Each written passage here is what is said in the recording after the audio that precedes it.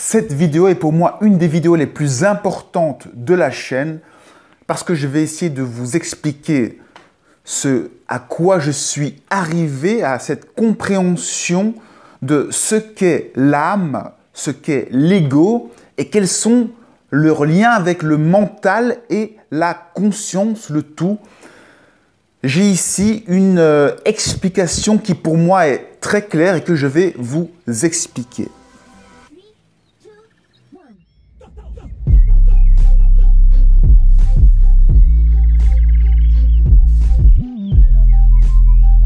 Alors dans un premier temps, on a vu ce que c'était le corps physique, on a vu ce que c'était le corps émotionnel.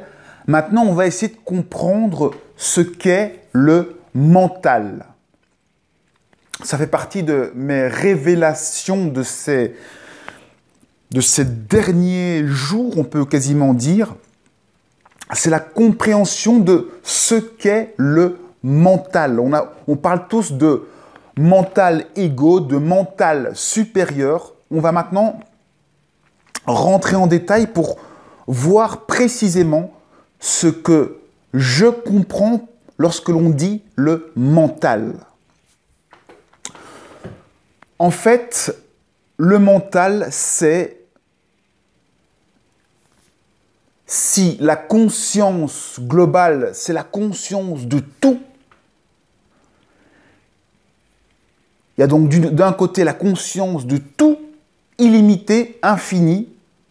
Eh bien, le mental, ce serait la conscience relative. Il faut voir ça comme une cible, plutôt comme un objectif photo qui peut focaliser plus ou moins grandement. Eh bien, le mental, c'est ce qui va focaliser sur la conscience. Et plus la focale va être large, plus on va grandir en conscience. Donc, le mental, c'est ce que nous sommes fondamentalement. Nous sommes cet être qui grandit petit à petit en conscience. Et comment est-ce qu'on grandit en conscience? C'est, eh bien, en parcourant le monde avec notre corps physique et en formant des images, en verbalisant ce qu'on voit, etc., avec le monde des formes, eh bien, le mental, notre conscience relative, va pouvoir ainsi se découvrir elle-même. L'ego, c'est quelque part votre petite histoire, ce sont vos pensées et vous allez mettre des mots sur tout ce que vous rencontrez dans le monde physique. Là, je vois une chaise, j'imagine une chaise et je vais donner une dimension de temps et d'espace à tout ce que je vois. Je vais donner des formes à tout ce que je vois, rien que par le fait de finalement en prendre conscience. Donc, on a le mental qui, lorsqu'il est situé au niveau de l'ego, des pensées, eh bien, ce mental égo va projeter, diffuser, modéliser le monde de l'ego. Donc, chacun, le monde qu'on voit, eh bien, c'est le monde tel qu'on se l'imagine, avec les formes, la dimension, la notion du temps qui est propre à notre ego. Ensuite, qu'est-ce que c'est l'âme? Eh bien, l'âme, c'est simplement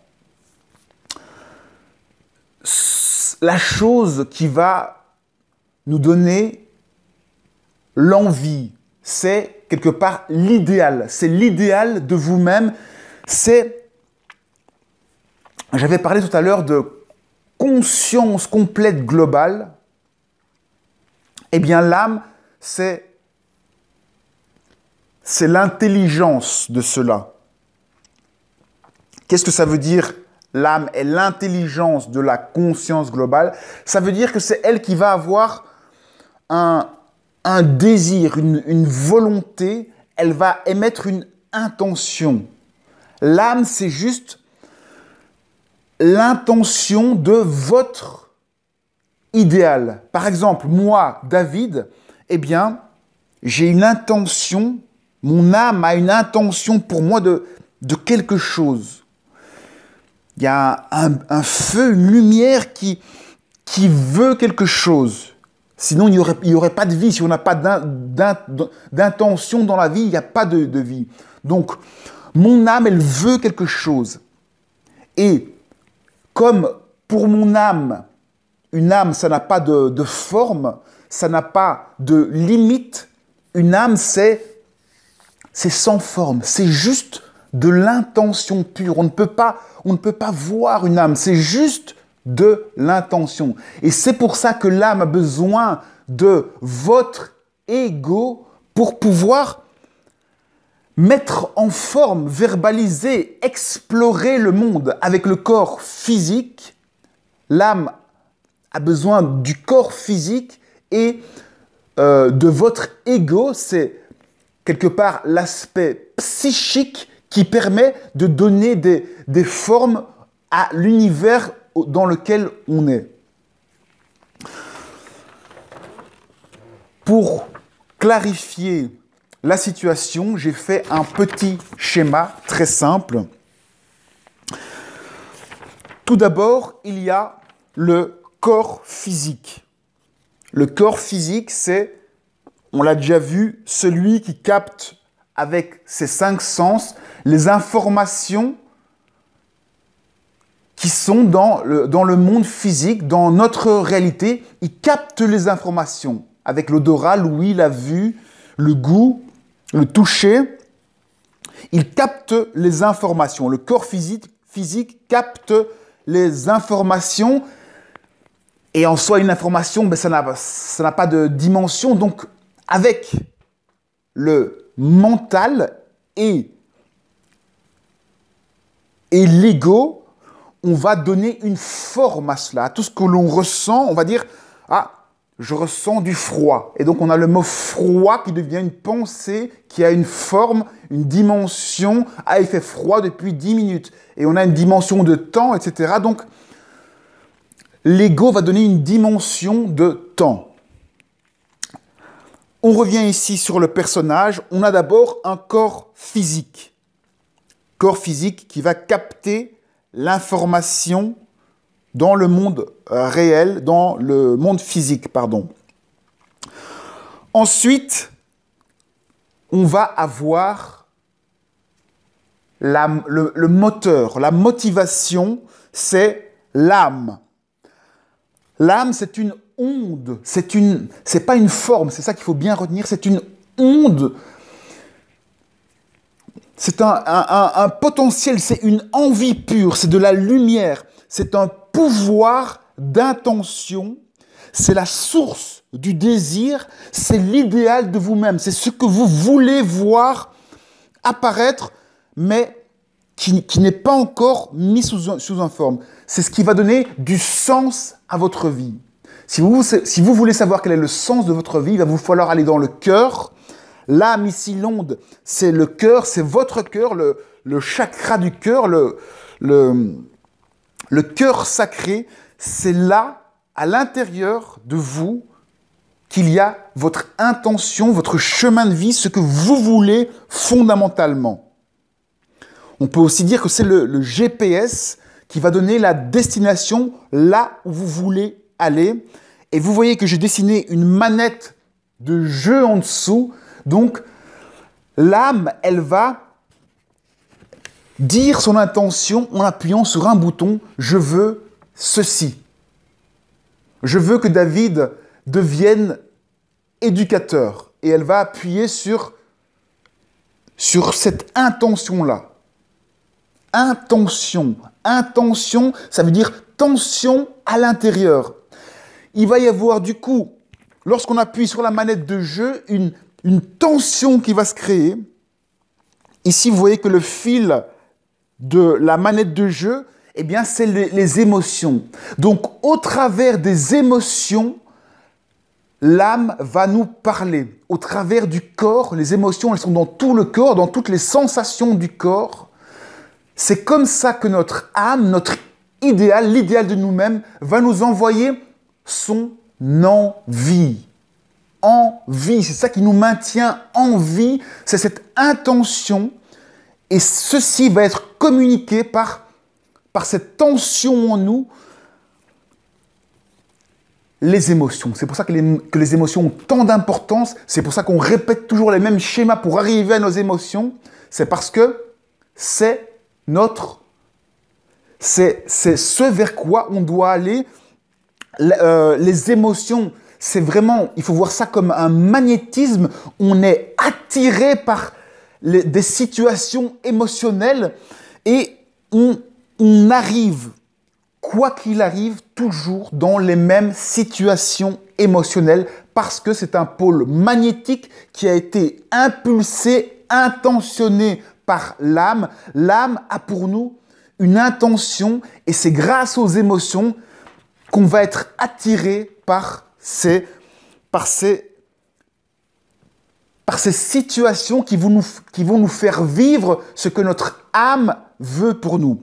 C'est par les émotions que l'âme nous guide. Quand on parle de guide, etc., eh bien, c'est ça. C'est à l'intérieur de nous, on a un guide. Parce que lorsqu'on met notre mental, le mental, c'est ce qui modélise, qui donne la forme. Lorsqu'on met notre mental sur nos émotions, on peut voir des guides qui nous disent « tu dois faire comme ceci », canaliser des choses et mettre des mots sur ce que notre âme veut que l'on fasse. Et donc, le corps émotionnel, c'est vraiment le magnétisme, le pouvoir d'attraction, c'est notre essence, donc c'est vraiment l'énergie, le moteur, c'est ce qui nous fait bouger. Si on veut un thé, eh bien, c'est parce qu'il y a quelque chose en nous qui veut du thé. Si on aime le chocolat ou si on... Bon, c'est pas un bon exemple. Si on aime les animaux, c'est parce que... Si on a une affinité, c'est parce qu'il y a un magnétisme, quelque chose qui a été impulsé en nous. Voilà, donc c'est finalement le courant magnétique, le message de l'âme, le fil de la manette de jeu vidéo, c'est le message de l'âme qui est dans notre corps, qui est inscrit dans notre corps et auquel on ne peut pas échapper. Ça revient toujours, les situations reviennent jusqu'à ce qu'on comprenne le message de notre âme.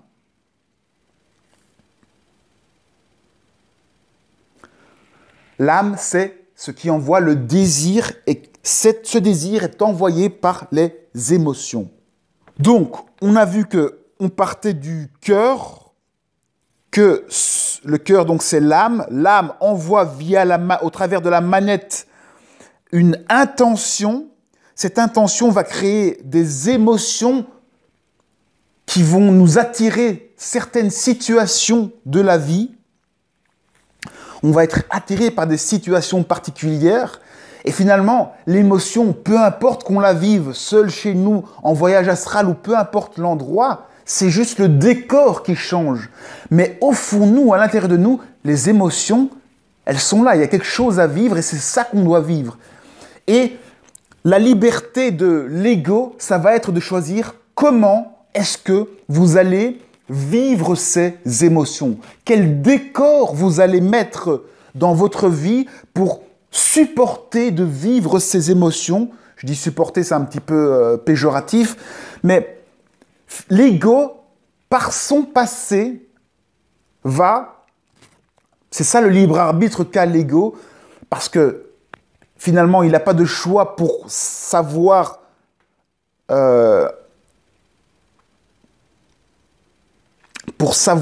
l'intention profonde, le désir profond, il n'a pas de choix. Chacun a des désirs qui nous dépassent.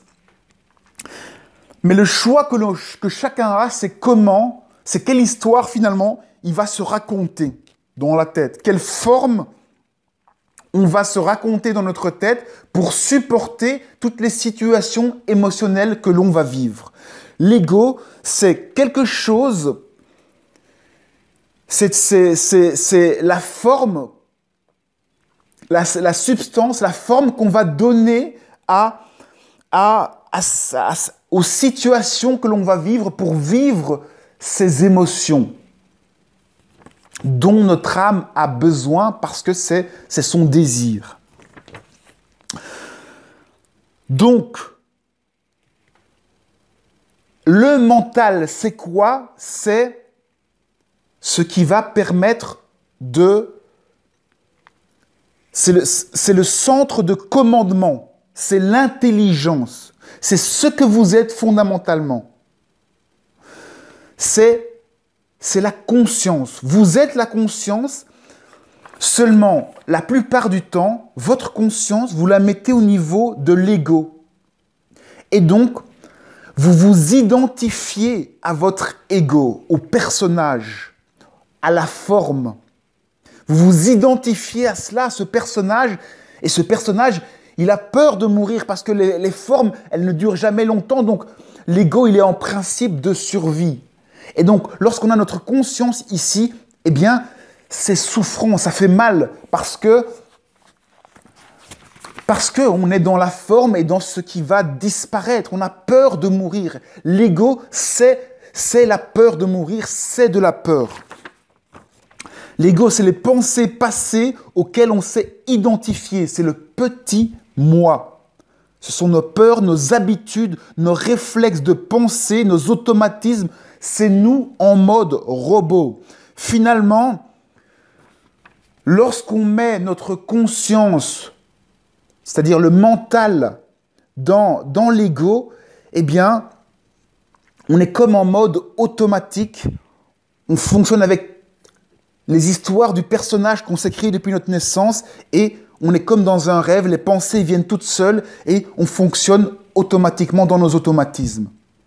Par contre, lorsqu'on met notre mental, c'est ce qui a la capacité de focaliser plus ou moins grandement.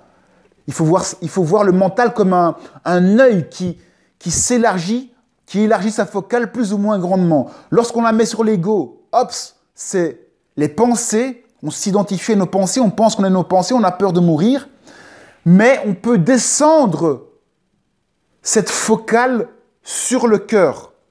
Et là, on est au niveau de l'âme. Et quand on a notre mental âme, on va dire, le mental âme au niveau du cœur, eh bien là, c'est ce qu'on appelle être aligné. On est en phase avec notre âme, avec l'intention de notre âme. Et donc, lorsqu'on a la conscience qui est alignée à l'intention de notre âme, eh bien là, il n'y a plus toutes les pensées qui vont robotiques dans tous les sens. C'est quelque part les deux intelligences qui sont alignées. L'intelligence de la conscience et l'intelligence de l'âme. L'intelligence de l'âme, c'est quoi? Eh bien, c'est cette intention absolue, cette volonté absolue qui n'a aucune forme, aucune limite. Et cette intention peut être alignée à l'intelligence du mental, c'est-à-dire à la version comme réinitialisée de l'âme. On peut dire que le mental ou la conscience relative, c'est comme si c'était l'âme qui avait été réinitialisée, l'intelligence de l'âme qui avait été réinitialisée au départ. Et donc, cette conscience réinitialisée, j'espère que vous comprenez ce terme, ça veut dire que c'est une conscience qui n'est pas encore au courant de toute l'intelligence. C'est un bébé conscient, c'est une partie de la conscience qui ne demande qu'à grandir. Et donc, lorsqu'on aligne cette conscience sur le cœur, sur l'âme, eh bien, on va grandir beaucoup plus vite en conscience parce que on va être en communication directe avec notre âme et on va manifester dans le monde directement les formes de notre âme. C'est-à-dire que quand on est aligné, quand on a notre mental, notre conscience relative alignée au niveau du cœur, eh bien, on réalise que le monde qu'on voit, parce que je vous le rappelle, le mental, cet œil qui focalise, il modélise aussi en même temps, il donne forme à ce qu'il focalise. Donc, lorsqu'on focalise au niveau de l'âme, eh bien, on projette notre âme. Ça veut dire que, notre mental voit notre âme dans le monde réel. On réalise que tout est nous, que toutes les formes nous parlent, que tout est synchronicité. C'est pour ça que quand on commence à s'aligner, on commence à reconnaître plein de choses. On voit des choses qui nous parlent. On comprend que la vie mène un dialogue permanent avec nous. On comprend que tout est le miroir de nous-mêmes, fondamentalement.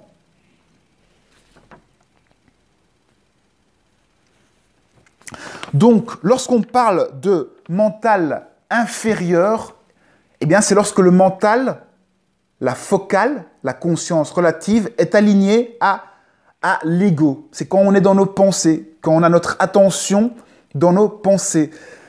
Le mental, c'est un pouvoir d'attention. C'est là où vous mettez votre attention que vous êtes. Quand vous mettez attention dans vos pensées, vous êtes vos pensées. Vous êtes identifié à vos pensées. Ça, c'est ce qu'on appelle le mental inférieur. C'est là-dedans que la plupart des gens sont. Lorsqu'on s'aligne, on met notre mental, on l'aligne à notre cœur. Et du coup, on est dans le mental supérieur.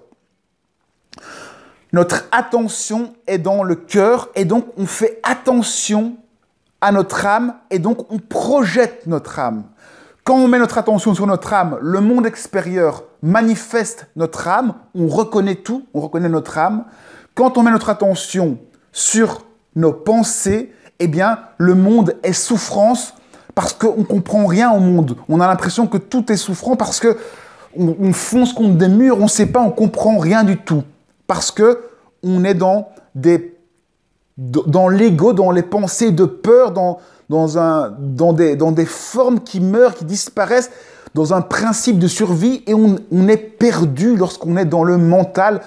On vit pour la société et on n'a aucune conscience de qui on est.